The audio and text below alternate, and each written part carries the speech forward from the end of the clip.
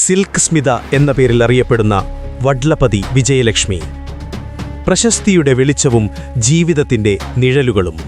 ഒരു തെന്നിന്ത്യൻ താരമായിരുന്നു സിൽക്ക് സ്മിത എന്ന പേരിൽ കൂടുതലായി അറിയപ്പെട്ടിരുന്ന വിജയലക്ഷ്മി. ഡിസംബർ 2, 1960 ആന്ധ്രാപ്രദേശിലെ ഏലൂരിനടുത്തുള്ള ദണ്ഡുലൂർ മണ്ഡലത്തിലെ കോവലി എന്ന ചെറിയ ഗ്രാമത്തിൽ ഒരു പാവപ്പെട്ട തെലുങ്കു കുടുംബത്തിലാണ് വിജയലക്ഷ്മി ജനിച്ചത്. അച്ഛൻ രാമല്ലു, അമ്മ സരസമ്മ. ജീവിതം അവൾക്ക് സൗകര്യങ്ങൾ നൽകിയില്ല. പകരം പ്രായം കുറഞ്ഞിരിക്കെ തന്നെ ബാധ്യതകൾ നൽകി. കുടുംബത്തിന്റെ സാമ്പത്തിക പരാധീനത കാരണം 4ാം ക്ലാസ് കഴിഞ്ഞപ്പോൾ തന്നെ ഏകദേശം 10 വയസ്സുള്ളപ്പോൾ വിജയലക്ഷ്മി പഠനം അവസാനിപ്പിച്ചു. വശ്യതയാർന്ന കണ്ണുകളും ആകർഷകമായ രൂപവും പ്രായത്തേക്കാൾ വേഗത്തിൽ വളർന്ന ശരീരഘടനയും കാരണം ഗ്രാമീണരിൽ അവൾ ശ്രദ്ധിക്കപ്പെടുന്ന ഒരു നോട്ടപ്പുള്ളിയായി മാറി. അത് ഭയന്ന് കുടുംബം വളരെ ചെറുപ്പത്തിലെ ഒരു മുതിർന്ന പുരുഷനുമായി വിവാഹം കഴിപ്പിച്ചു. പക്ഷേ ആ വിവാഹം അവളുടെ ജീവിതത്തിന് സുരക്ഷയായില്ല. ഭർത്താവും അവരുടെ കുടുംബവും അവളോട് മോശമായി പെരുമാറി. അവസാനം വിജയലക്ഷ്മി ആ ബന്ധത്തിൽ നിന്ന് ഓടിപ്പോരുകയായിരുന്നു. അതൊരു പെൺകുട്ടിയുടെ തോൽവിയല്ലായിരുന്നു. ജീവിത പീഡനങ്ങളിൽ നിന്ന് രക്ഷ നേടാൻ അവൾക്ക് തിരഞ്ഞെടുക്കേണ്ടി വന്ന ഒരു കടുത്ത തീരുമാനമായിരുന്നു സിനിമയിലേക്കുള്ള യാത്ര. സ്വയം ഉപജീവനം ഉറപ്പാക്കുന്നതിനായി ആദ്യം അവൾ വീട്ടുജോലിക്കാരിയായി ജോലി ചെയ്തു. തുടർന്ന് ജീവിതത്തിന് സ്ഥിരത നേടുന്നതിൻ്റെ ഭാഗമായി അവൾ സിനിമയിൽ അഭിനയിക്കണം എന്ന ലക്ഷ്യവുമായി സ്വന്തം അമ്പായിയോടൊപ്പം തെന്നിന്ത്യൻ സിനിമയുടെ ഈറ്റിലമായ ചെന്നൈയിലെത്തി.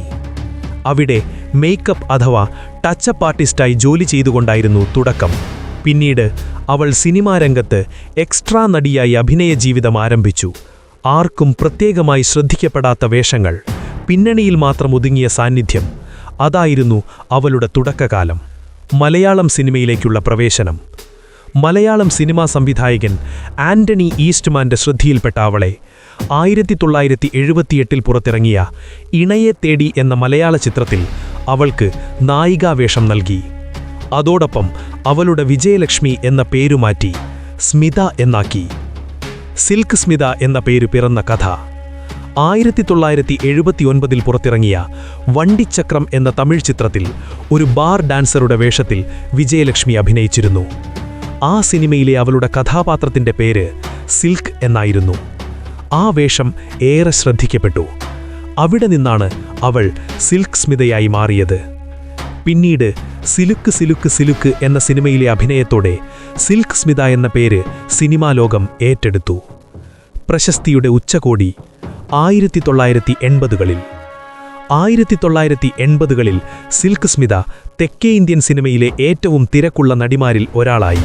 3ാം പിറ എന്ന സിനിമയിലെ ധീരമായ വേഷവും നൃത്തവും സിൽക്കിനെ പ്രശസ്തിയിലേക്ക് ഉയർത്തി. തുടർന്നുള്ള 15 വർഷത്തോളം സിൽക്ക് തെന്നിന്ത്യൻ മസാലപ്പടങ്ങളിൽ അഭിനയിച്ചു. അക്കാലത്ത് സിൽക്കിന്റെ അത്ര പ്രശസ്തിയുള്ള മറ്റൊരു മാദക നടിയും ദക്ഷിണേന്ത്യയിലുണ്ടായിരുന്നില്ല. മലയാളം, തമിഴ്, തെലുങ്ക്, കന്നഡ, ഹിന്ദി ഭാഷകൾക്കതിർവരമ്പില്ലാതെ സിൽക്ക് സ്മിത സിനിമകളിൽ നിറഞ്ഞു. ഒരു സിനിമയിൽ സിൽക്കിന്റെ ഒരു ഗാനമോ ഒരു സീനോ ഉണ്ടെങ്കിൽ തിയേറ്ററുകൾ നിറയും, കയ്യടികൾ ഉയരും, ആൾക്കൂട്ടം കൂടും. സെക്സ് സിംബൽ എന്ന ലേബൽ. സിൽക്ക് സ്മിത ഒരു സെക്സ് സിംബലായി. പക്ഷേ ആ ലേബൽ അവളെ പ്രശസ്തയാക്കിയതുപോലെ അവളെ ഒറ്റപ്പെടുത്തിയുമിരുന്നു. സിനിമ അവളെ ആഘോഷിച്ചു. അവൾ അഭിനയിച്ച വേഷങ്ങളും അവളുടെ വ്യക്തിജീവിതവും ഒന്നായി സിനിമാ പ്രേക്ഷകർ കണ്ടു. അസാധാരണമായ കരിയർ. 17 വർഷക്കാലം നീണ്ട അവളുടെ അഭിനയ ജീവിതത്തിൽ 450-ലധികം സിനിമകൾ. ഇത്രയധികം ചിത്രങ്ങളിൽ അഭിനയിച്ച മറ്റൊരു നടിയും അക്കാലത്ത് ദക്ഷിണേന്ത്യയിൽ ഉണ്ടായിരുന്നില്ല. കാലം മാറി, കഥ മാറി, സിനിമയുടെ രുചി മാറി. വേഷങ്ങൾ കുറഞ്ഞു, വിളികൾ കുറഞ്ഞു. ഒരു കാലത്ത് ആൾക്കൂട്ടം സൃഷ്ടിച്ച ആ പേര് മെല്ലെ നിശബ്ദമായി. മരണം. 1996 സെപ്റ്റംബർ 23 ചെന്നൈയിലെ ഒരു അപ്പാർട്ട്മെന്റിൽ 36ാം വയസ്സിൽ സിൽക്ക് സ്മിതയെ ആത്മഹത്യ ചെയ്ത നിലയിൽ കണ്ടെത്തപ്പെട്ടു. സിൽക്ക് സ്മിതയുടെ വിയോഗവാർത്ത സിനിമാ ലോകത്തെ അക്ഷരാർത്ഥത്തിൽ ഞെട്ടിച്ചു. മരണവാർത്ത കാട്ടുതീ പോലെ സിനിമാ പ്രേക്ഷകരുടെ ഇടയിലേക്ക് പടർന്നു പന്തലിച്ചു. പക്ഷേ അവളുടെ ഒറ്റപ്പെടലും വേദനയും അവസാന നിമിഷവും വാർത്തയായില്ല.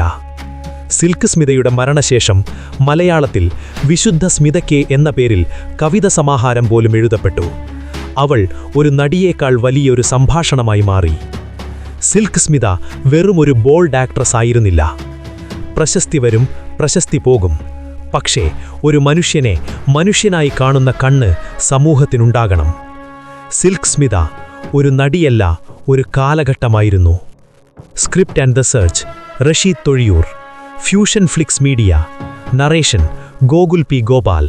Background music Muhammad Salih. Special thanks Mathrubhumi, Manorama online. Archival references. ഈ പരമ്പര ഇവിടെ അവസാനിക്കുന്നില്ല. മറ്റൊരു താരത്തിന്റെ കഥയുമായി ഉടനെ വരാം. Stay tuned.